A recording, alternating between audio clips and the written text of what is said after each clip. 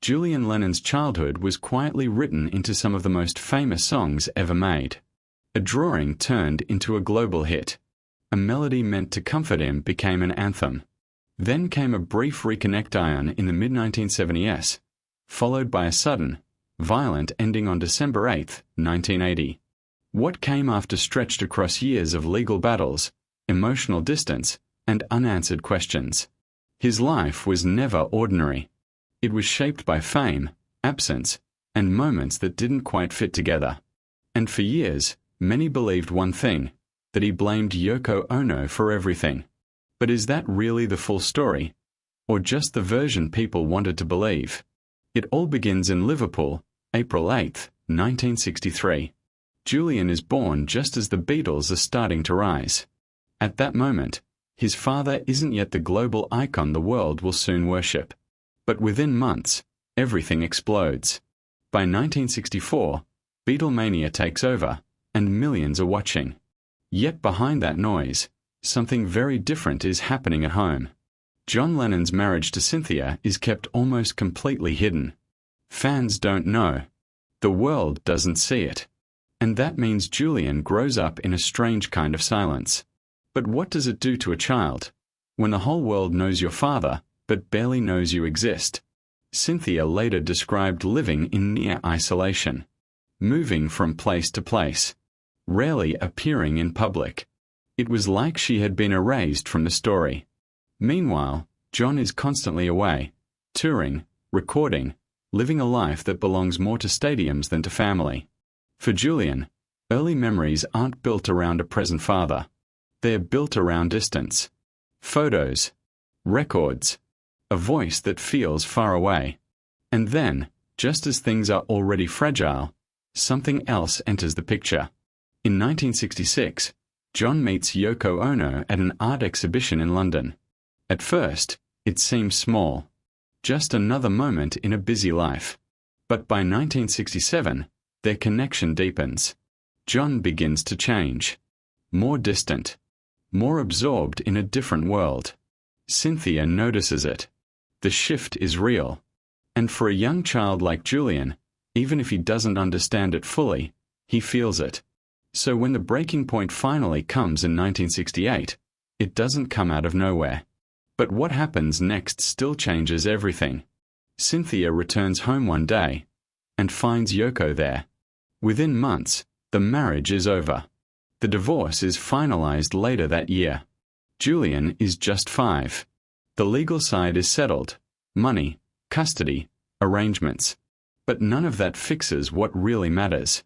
From that moment on, Julian grows up with his mother, far from the center of his father's world. Meanwhile, John's life moves in a completely different direction. A new relationship. A new family. A new son, Sean, born in 1975. And suddenly, the contrast becomes impossible to ignore. One child close. The other, not so much. But here's where things get even more complicated. Julian isn't entirely outside his father's world. In fact, parts of his childhood are frozen inside music history. One day in 1967, he brings home a simple drawing from school. A girl floating among stars. He calls it Lucy in the Sky with Diamonds. That phrase becomes the title of a song heard by millions. Think about that for a second. A child's imagination turned into a global phenomenon. But does that kind of connection mean anything? If the relationship itself is missing? Then comes another moment. 1968. Paul McCartney drives out to visit Julian after the divorce. On that drive, he starts writing a song to comfort him. It's first called Hey Jules. Later, it becomes Hey Jude. One of the biggest songs ever. The words are meant for a child going through heartbreak. Take a sad song and make it better. But here's the question. Did it actually make anything better? Because in real life, things don't resolve like songs do. Julian continues to grow up mostly without his father. Visits are rare. Contact is inconsistent. Meanwhile, John is speaking to the world about love and peace. And that contrast doesn't go unnoticed. Years later, Julian would talk about it openly, the gap between what his father said publicly and what he lived privately. So how do you make sense of that as a son? There were moments when things improved. Between 1973 and 1975, during a period known as John's Lost Weekend, the two spent time together. Trips, conversations, even music. For a while, it felt normal, real. John even bought him instruments. But just as quickly as it came, it faded again. By 1975, John returns to New York, reunites with Yoko, and focuses on raising his second son. And that's when the reality becomes clear. The father Julian wanted, existed, just not for him. So what does that do to a relationship over time? By 1980, there are signs things might change. John releases new music. There are hints of Reconnect Ion. Maybe even a chance to rebuild. But then, on December 8th, everything stops. John Lennon is shot and killed outside his home in New York. Just like that, any chance of fixing the past disappears. And what's left behind is complicated. In the aftermath, attention turns to his estate. A fortune worth hundreds of millions. But the will, written years earlier, leaves most of it to Yoko Ono and their son Sean. Julian is not included in the same way. And suddenly, another chapter begins, one filled with legal battles, negotiations, and years of tension. Eventually, a settlement is reached. The exact details remain private. But the emotional impact? That's harder to measure. Because this was never just about money, was it?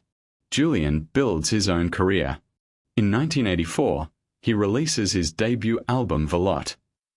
It's successful, critically praised. But there's a catch. Everywhere he goes, he's compared to his father. His voice, his style, his presence. It follows him constantly. So even as he tries to create his own identity, he's always tied to someone else's legacy. And that brings us back to the question people keep asking. Did Julian Lennon hate Yoko Ono? The answer isn't that simple. Over the years, he's spoken about feeling left out, about things being unfair, about complicated family dynamics. Yoko was part of that story, yes, but she wasn't the whole story. As time passed, his perspective began to shift. The anger didn't disappear overnight. He described it as something that stayed with him for years, a constant cloud. But slowly, things changed. Forgiveness didn't come as a single moment. It came gradually, piece by piece. He explored new paths, photography, humanitarian work, environmental causes. He built a life that wasn't defined only by the past. And in doing so, he began to see things differently. Not just as a son, but as someone trying to understand a complicated human story. So when people reduce it all to one simple idea, that he despised Yoko Ono, they miss the bigger picture. This wasn't just about one person. It was about absence, timing, choices, and the weight of growing up in the shadow of one of the most famous men in history. And maybe the real question isn't who was to blame, but how someone finds peace after living through all of that.